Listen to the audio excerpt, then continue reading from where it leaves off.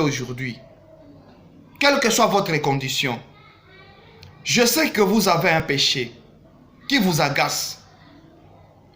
Moi-même qui vous parle, ce n'est pas que je suis saint. Chacun a ses faiblesses. Moi-même, j'ai ma faiblesse. Mais même dans nos faiblesses, essayons quand même de nous dire des choses. Exhortons-nous. C'est de cette façon-là que nous pouvons nous rapprocher de Jésus-Christ. Les gens ont mal compris même le verset qui dit « Dieu n'écoute pas la prière des pécheurs ». Ah oui, c'est vrai, il est dit que Dieu n'écoute pas la prière des pécheurs. Il n'écoute pas. Mais moi, je me suis dit, et c'est ma conviction, si Dieu n'écoute pas la prière d'un pécheur, si la prière d'un pécheur, c'est du bruit dans ses oreilles, alors par quel moyen un pécheur peut l'atteindre? Est-ce que c'est pour dire que quand j'ai péché, que je puisse aller voir un voisin ou le pasteur pour qu'il prie pour moi à Dieu afin que Dieu puisse me pardonner parce que j'ai peur que Dieu ne va pas écouter ma prière? Remarquez que le voile a été déchiré à Dieu. Tout celui qui pêche, il va directement et demande pardon à ses péchés. Nous avons été fait un royaume de sacrificateurs. C'est pas que Dieu n'écoute pas la prière des pécheurs. Si tu as péché, il dit venez vous tous qui êtes à moi. Disons, venez vous tous qui êtes fatigués de fardeau et je vous accorderai le repos. Le fardeau là c'est quoi? Ce sont les péchés. Venez vous tous, vous les pécheurs, venez avec vos péchés. Déposez-le, moi. Prenez mon joug qui est léger. C'est-à-dire quand tu es pécheur, tu te reconnais dans cet état, allez là où il y a la croix de Jésus. Prosterne-toi, reconnais-toi, répands-toi et il va t'accepter. Il va te pardonner. Le pardon est là, le pardon est encore là. Quel que soit ce que tu as fait, il y a des péchés que nous faisons qui semblent être des péchés intentionnels. Mais lorsque vous remarquez, vous vous dites que non, il y a une puissance derrière vous qui vous pousse à faire cela. Voilà, Paul pouvait s'écrier. Le bien que je vais faire, je n'arrive pas à le faire. Le mal que je crains, c'est ce que je fais. Je sais que tu ne veux pas boire de l'alcool. Pour toi, tu te dis que je ne veux pas vraiment boire de l'alcool. Mais tu te retrouves en train de boire de l'alcool. Laisse-moi te dire que tu ne peux pas, par ta force, te débarrasser d'un péché. Non, non, non. Il faut une force contraire qui va repousser la première force qui te pousse à aller commettre de l'adultère. Une force contraire surnaturelle puissante qui va repousser la force qui te pousse à aller boire de l'alcool, à prendre du chave, à mentir. Tu peux te dire, je ne peux pas mentir. Tu vas faire une semaine, tu vas faire un mois. Et par là, tu vas tomber. Moi, ça m'est arrivé, je vous dis ces choses par expérience. Je me disais que non, je ne vais pas faire telle chose. J'ai fait un effort. Mais au bout du compte, je me retrouve en train de faire la même chose. Je me dis, finalement, c'est pourquoi nous tous, et vous et moi, tous nous demandons la grâce de Dieu, la force de Dieu. Nous sommes dans un monde où la force du mal domine. L'air est pollué. La surface terrestre est polluée. Les serviteurs du diable sont partout. On nous donne les enseignements qui n'ont plus de la profondeur. L'évangile qui n'a plus de la profondeur. On nous prêche les voyages, les bénédictions, la prospérité au lieu de nous prêcher la croix, le pardon, la repentance. Voilà pourquoi les gens pensent qu'ils sont en train de vivre la chrétienté. Pourtant, ils sont ailleurs. Revenons à Jésus. Revenons à Christ. Il n'y a que Christ qui est capable de nous alléger. Il n'y a que Christ qui est capable de changer notre condition. Toi qui n'as jamais pris l'engagement de suivre Jésus, suis-le. Suis-le, moi je connais ses bienfaits. Suis-le. Si je tombe aujourd'hui, je vais me relever. Je vais encore partir par la grâce de Dieu. Je vais atteindre la fin de mon voyage.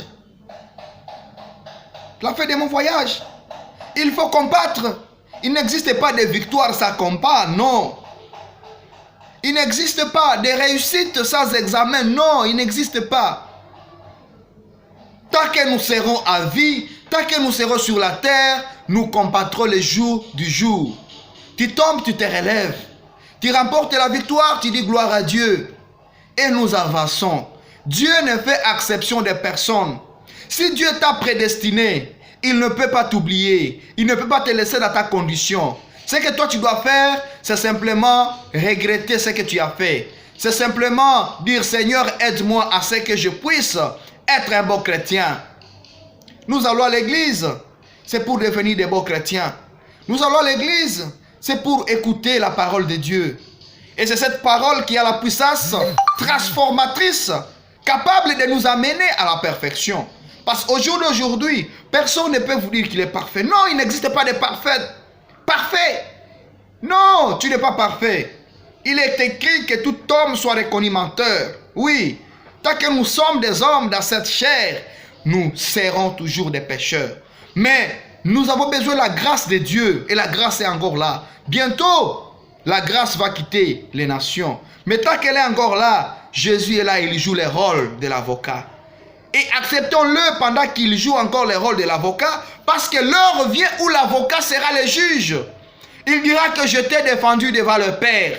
Tu as commis tel péché, tel crime. Je suis allé intercéder auprès de mon Père, lui le juge suprême, et il t'a agréé, il t'a pardonné. Mais aujourd'hui, moi-même, je suis devenu le juge, je ne peux plus comparaître pour toi, je ne peux plus te défendre. Alors, acceptons Jésus pendant qu'il est avocat, pour que quand il sera juge, que nous ne puissions pas être malheureux. C'est encore possible. Mais bien aimés, l'heure est plus que grave. Nous devons nous incliner tous. Que ce soit les serviteurs. Bannissons l'orgueil. Bannissons la haine. Aujourd'hui, les serviteurs, même dans le message, cultivent la haine. Et cette haine-là affecte les chrétiens à telle enseigne que vous voyez qu'il y a un différent. Il y a une réticence entre les chrétiens franquistes et les chrétiens. Bon, quand je parle de franquistes, c'est juste pour les typifier. Donc, il y a les chrétiens qui disent, il y a une différence ou une réticence, un écart, un non-rapprochement entre ceux-là qui parlent de Matthieu 24, 45 et entre ceux qui parlent de Branham. Mais écoutez, Frère Frank n'est pas notre sujet central de l'enseignement. Jamais. Jamais je prendrai pour sujet Frère Frank ou Matthieu 24, 45. Non. Le sujet central doit être Jésus-Christ. Nos prédications doivent être des prédications de la croix. Amener un cœur à se convertir. Amener une âme à accepter Jésus-Christ. Mon sujet de prédication ne peut pas être Malachie 4. Non. Non. Mon sujet doit être Jésus-Christ. Toutefois, à pleine prédication, on peut parler des versets là pour montrer ce que Dieu est en train de faire en notre temps. Pour parler du plan de Dieu. Parce que Dieu, c'est un grand architecte. Et comme architecte, il a un plan pour la construction de sa maison. Il a un plan. Et parmi lesquels, Malachie 4, il fallait qu'il y ait un prophète qui viendrait de nations pour prêcher aux nations. Et pour nous prêcher, il a suscité les Éphésiens 4. Pour que ceux-ci puissent prendre la parole qui a été donnée à frère William Branham et de la donner aux brebis. C'est pourquoi en Éphésiens 4 n'a pas droit à l'erreur. C'est vrai, nous pouvons tous brocher d'une manière ou d'une autre. Mais un Éphésiens 4 doit d'abord beaucoup lire, beaucoup prier, la sanctification. Parce que c'est un vase qui est là, qui est appelé à communiquer les choses de Dieu. C'est pourquoi nous tous, nous demandons la grâce de Dieu. Que Dieu puisse vous bénir, qu'il nous bénisse. Soyez bénis. Et Acceptons Jésus-Christ dans nos vies et prenons Jésus-Christ comme le centre de notre prédication, comme le centre de nos chansons. Ne chantons plus les hommes. Ne chantons plus les hommes. Ne prêchons plus les hommes. Prêchons plutôt Jésus et Jésus seul. Que le Seigneur Dieu vous bénisse.